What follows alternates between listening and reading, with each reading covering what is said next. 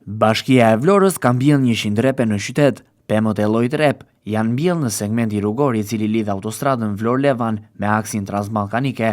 Ka qenë ndërmarrja e gjelbërimit në varësi të Bashkisë së Vlorës, e cila ka përfunduar tashmë punën për vendosjen e pemëve të llojit rep në këtë segment rrugor. Puna e nisur disa ditë më parë tashmë ka përfunduar në total në një prej segmenteve rrugore kryesore të qytetit të Vlorës.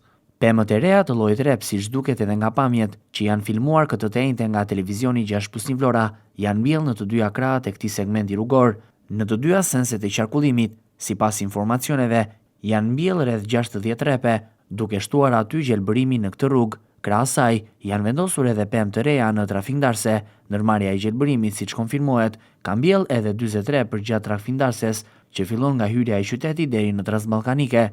Kjo punë e kryer vjen në kuadër të një prej qëllimeve kryesore që ka institucioni kryesor i qytetit të Vlorës për përmirësimin e gjelbërimit në qytet, por edhe në kuadër të punës së përditshme të ndërmarrjes së gjelbërimit, e cila përkujdeset për hapësirat e gjelbëruara në segmentet kryesore rrugore apo blloqet e banimit, si dhe në periferi. Prej disa ditësh, këto pemë po qëndronin në ambientet e fidanishtes së Vlorës, ku në fillimin e kësaj jave nisi puna në teren për vendosjen e tyre, e cila përfundoi brenda pak ditësh. Tashmë segmenti rrugor do të ketë më tepër gjelbërim se më parë. Qëllimi është kthimi i tij në një hapësirë të gjelbëruar, ku me 10 pemë repe gjenden sot në të dyja krahët e lëvizjes, por edhe në trafikndarse. Ky nuk është projekti i parë dhe as i fundit ndërmarrë në qytet, pasi në Vlorë prej muajsh ka filluar një projekt i gjerë, i cili konsiston në shtimin e pemëve në segmentet rrugore në lagjet e Vlorës.